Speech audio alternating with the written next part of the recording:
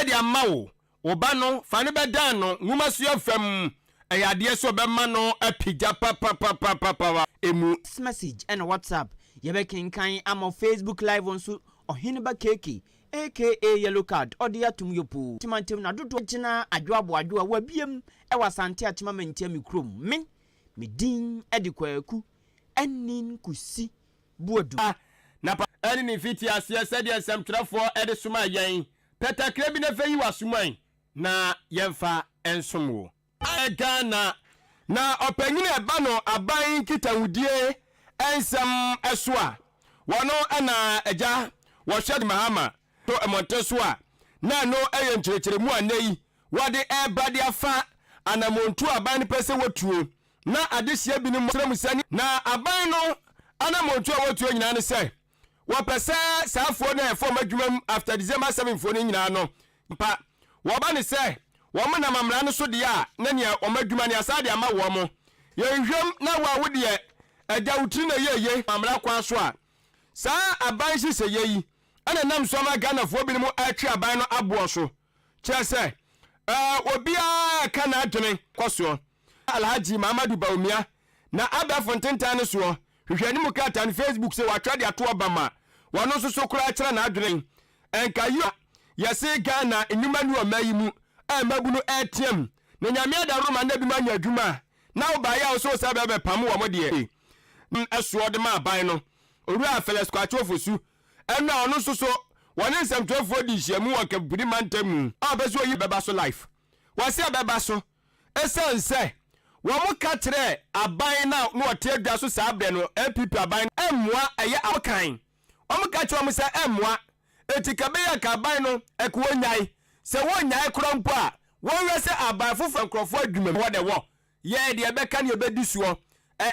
wo mo kire so wo mu dwuma die na kasa wo de beba na wie ye obepo bo so de mo adwuma mu omu gina sidi o mo asi ni nei enye nne na ase eba beto dwa se eya na montuo bi a afi no mo aka kire na mom sa so de yase suantie no ngoma tikopo ai eti aban no wono edie de obeye awugidie se beboa bam wa aban no nya krado se wo be pesa ansem ni bi atie animanimu ya sanso aye krado se wo de yie betutu yie eto de yie betata wo che aban ya oba ye no wo pese wo tata MPP adehia no ma ye form adwumam wo se nya sa na te asem dabi wo se nya yenyu omu nyina di na omu soso no omu ni adanse die bi a kire se eye MPP fo nko na ye form adwumam sa abre no enti no obi obe won be so omde se ye CPP ni o se ye gum ni o se ye kuadonko o se eye NDC se CPP o won mo tese omu nyina wo so se abroba omu jade gina omu ntinto so nto fam katemanfa sa nkrofo e form adwumamu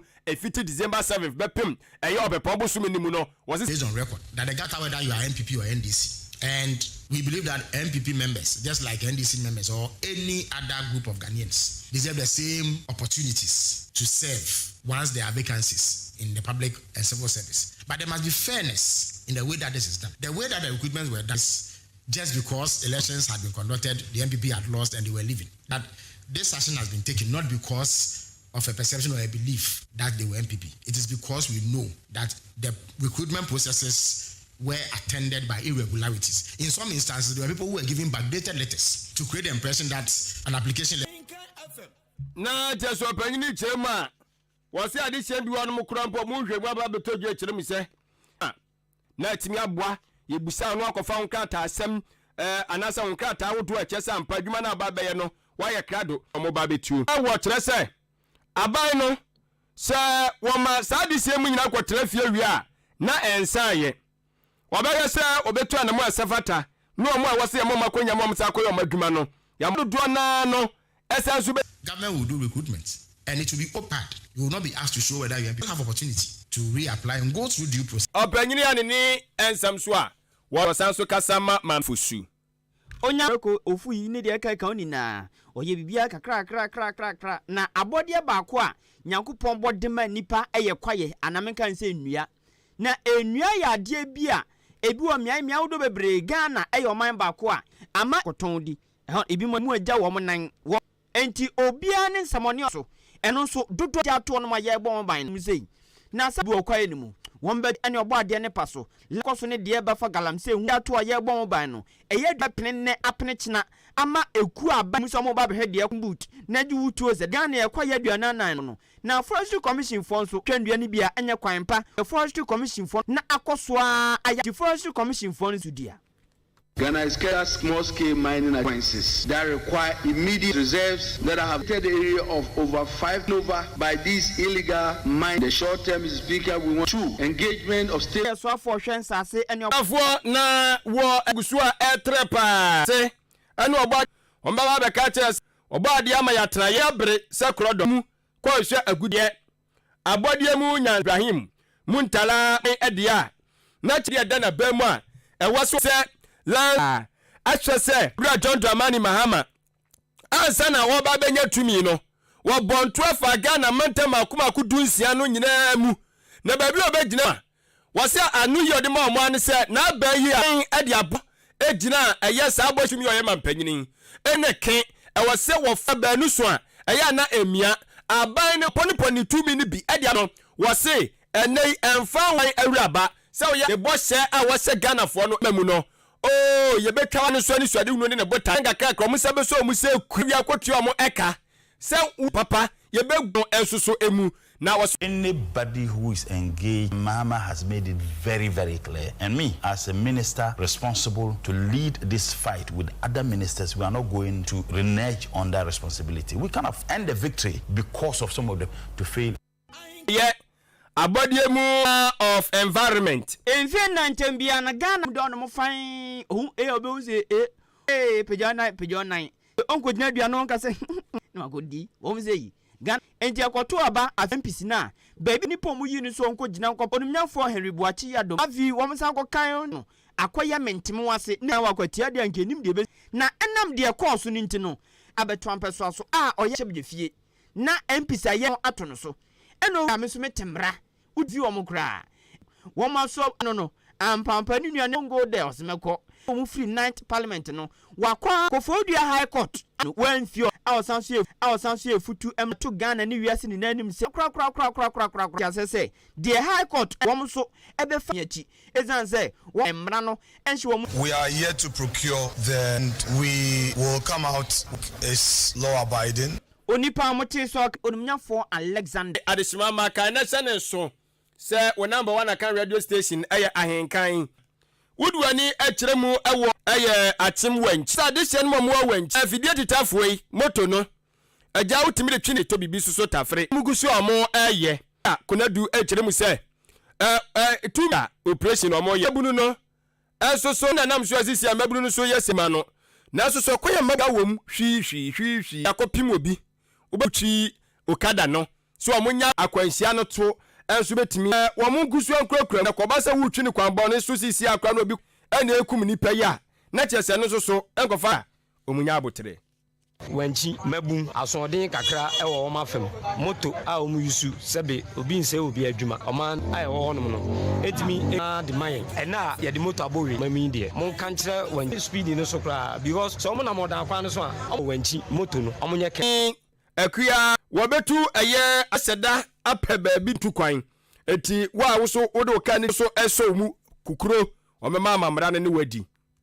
ye station dia mark no kasai makom on makom la force must be apply ye be use cars na free ekwan abusuafo opechim wanchi electoral area eye wia prem to be apano no for wadwen chefa 0515 text message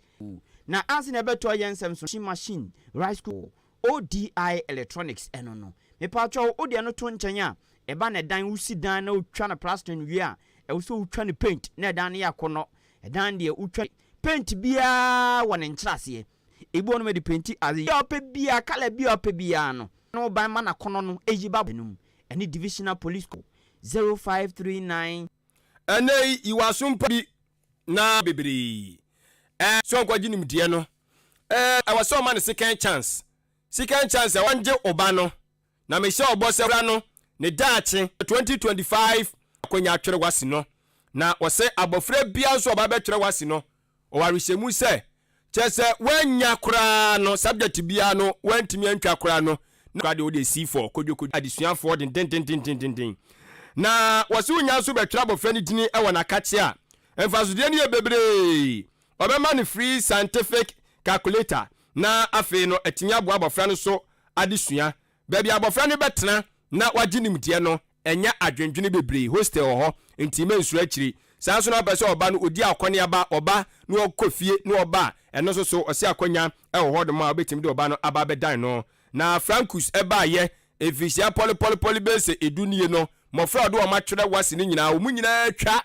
na asamba akonso e den se oba no nya twa onya abofra ne saa kekew se wose okosuapon a oboa no wurawuram ehunu se abofra no nya admission wosuapon kro pese wokɔ no se so e bi adwuma bi no opemu kwan a Francus timi boa no e ma ne nsa eka adwuma kro hwan ne benya adagye de amana disuafo sei yei fo ani kiremu e wa asantemantamu mo amonam kwan so efiri odane patamu akɔ asantemantamu no wonya si forma akɔ eye tech Kumasi Tech Maxima Junction Go Filling Station wonum akiri wodum a Inshira FM dan no akiri ho na obehu no eye Francus Remedial College na wode oba no akwakwahye omonsa se waaso mu nso na openim die no so a wo so akɔna do akwahye omonsa no maboa wo eye 0243 9833 98 0243 9833 98 ana obefre anasa 0241 0241 14